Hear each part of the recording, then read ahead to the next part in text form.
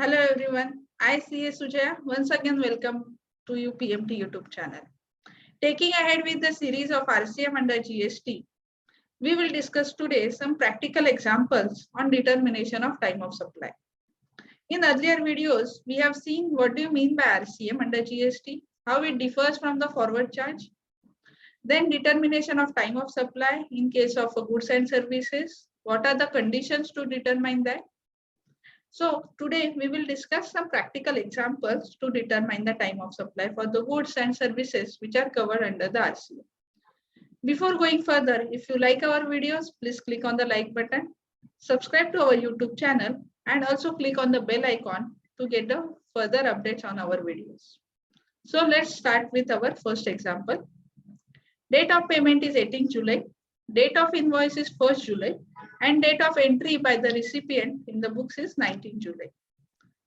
So with going further with the time of supply, answer to the time of supply to this question, let's revise quickly the conditions which we discussed in earlier video for the time of supply for the goods and services.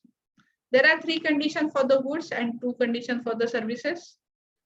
3 conditions are earlier date, any of the earlier date of the following in case of a goods is the physical receipt of the goods, date of payment, or 30 days from the date of invoice. So whichever is the earlier date will be the date for the time of supply for the goods.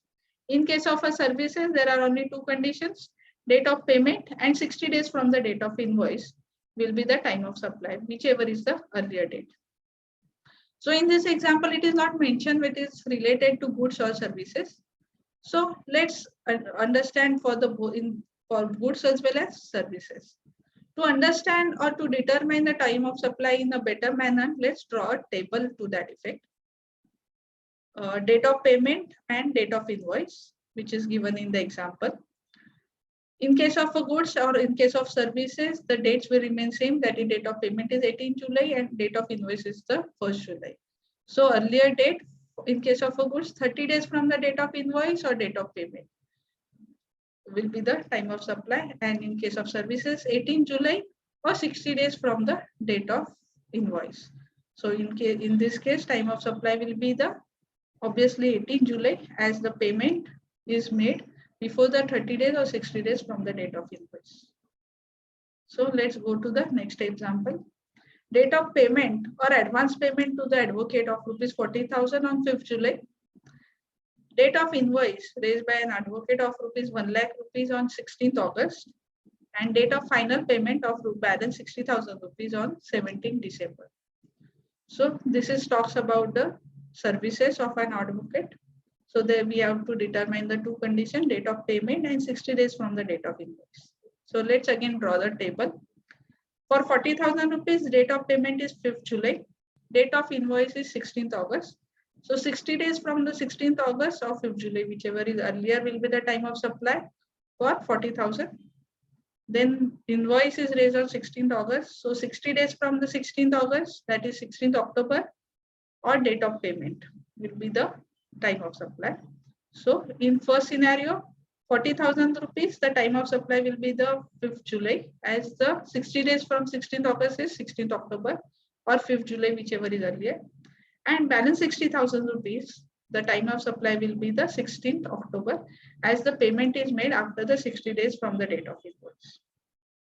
So the dealer in this case, while filing July month GST R3B, needs to pay the RCM on 40,000 rupees, and on 60,000 rupees, dealer needs to calculate the RCM and pay while filing the October month GST R3B. So this is what is the time of supplies. So let's go to the next example. Company A pays on 15 February 2020 as a booth booking fees for an exhibition to be held in London on 5th June 2020. So advance payment is made on 15 February for exhibition to be held on technically next financial year of rupees 2,000 USD, for which foreign company issues an invoice of 4,500 on 5th June. And the same date, the company A pays the balance payment of 2,500 USD. So what will be the time of supply in this case? Let's draw a table as discussed earlier. It's the import of services.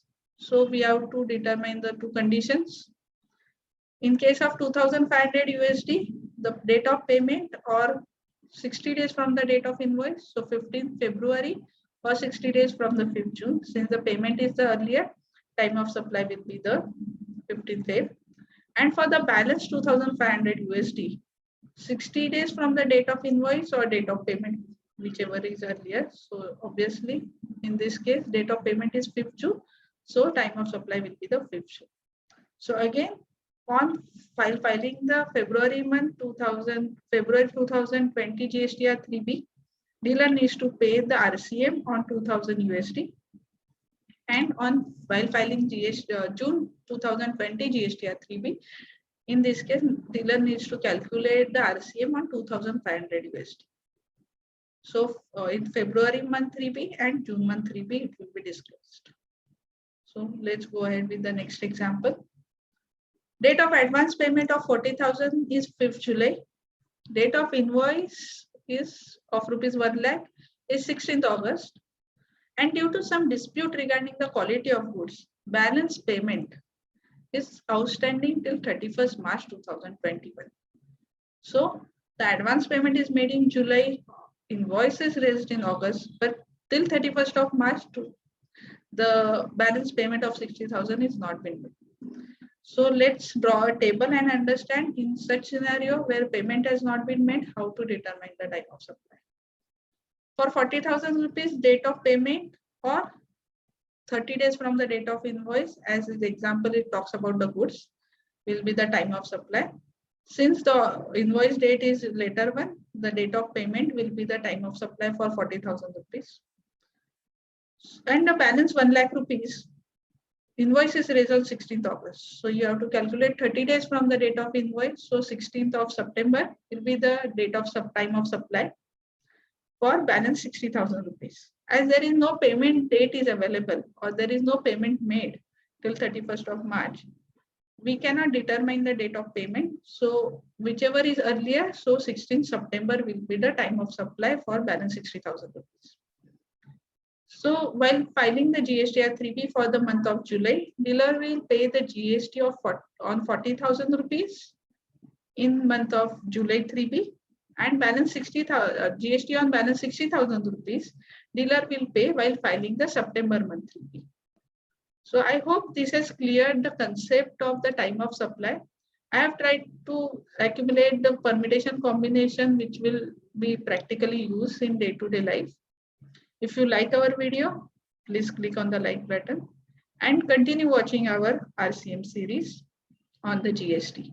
In next session or next video, we will discuss various services which are covered under the RCM in detail along with the examples. So keep watching. Thank you.